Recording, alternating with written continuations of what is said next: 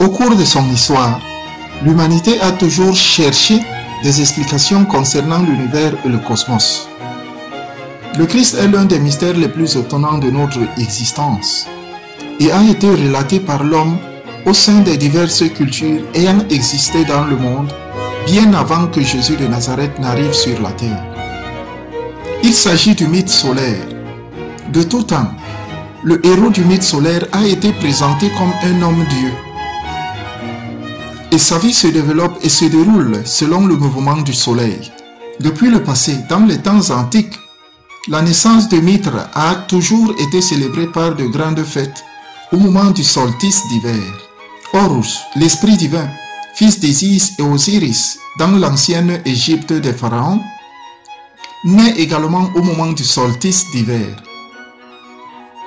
La science reconnaît qu'au moment de cette fête, les nuits sont plus longues, de façon que les ténèbres règnent sur le monde. Mais qu'à partir de ce jour, l'obscurité commence à diminuer et que la lumière commence à augmenter. Entre le 24 et le 25 décembre, l'enfant soleil qui naît poursuit son cycle vers le nord au moment où la constellation de la Vierge Immaculée, brille au zénith. Dans le cosmos ou chez l'homme, le soleil, le Christ cosmique, naît toujours des entrailles de la Vierge Mère cosmique. Un maître est toujours l'enfant d'une Vierge immaculée. Si nous faisons une étude comparée des religions, nous découvrirons que partout, il existe des immaculées conceptions. Jésus est conçu par œuvre et grâce de l'Esprit Saint, et la mère de Jésus est une Vierge immaculée. Les Écritures sacrées rapportent que Bouddha, Jupiter, Zeus, Apollon, Quetzalcoatl, Fuji sont des enfants des Vierges immaculées, vierges avant, pendant et après l'accouchement. Marie, la mère de Jésus, est Isis, Junon, Déméter, Cérès, Maya. La mère cosmique ou Kundalini, de laquelle naît toujours le Christ cosmique. La mort et la résurrection du Seigneur à l'équinoxe du printemps est intimement liée à sa naissance au solstice d'hiver et culmine pendant la semaine sainte. Au cours de la semaine sainte, la lumière et les ténèbres s'équilibrent. Elles ont la même durée, de jour comme de nuit. Et c'est à ce moment-là qu'a lieu la mort du Christ. À partir de la résurrection du Christ, les jours commencent à devenir plus longs que les nuits, la lumière triomphant sur les ténèbres.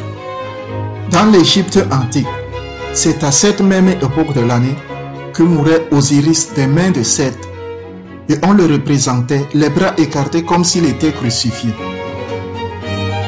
Chaque année à cette même date, on pleurait la mort de Tammuz en Babylone. En Syrie et en Grèce, c'est avec beaucoup de lamentations sacrées que l'on pleurait Adonis. En Perse aussi, on célébrait la mort de Mithra. Dans toutes les écoles de mystère, on représentait sous forme de drame le parcours solaire.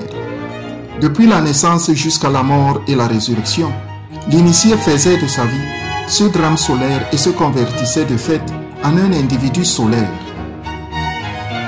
À toutes les époques, il a existé des maîtres qui assimilèrent le principe christique universel infini. En Égypte, le Christ fut Hermès. Au Mexique, le Christ fut Quetzalcoatl. Et dans l'Inde sacrée, il fut Krishna.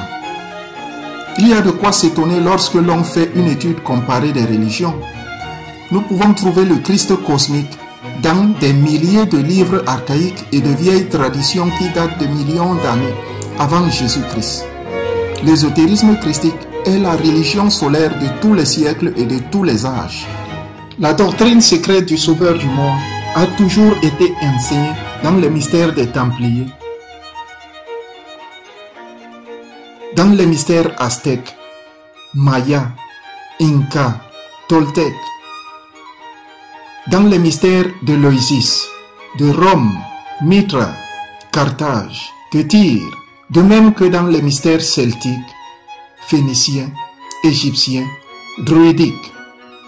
Ceux qui ne connaissent pas la sagesse hermétique, qui n'ont jamais étudié la cosmogénèse ou l'anthropologie gnostique, ignorent la sagesse des temps archaïques. Le moment est arrivé de revaloriser sérieusement les principes universels.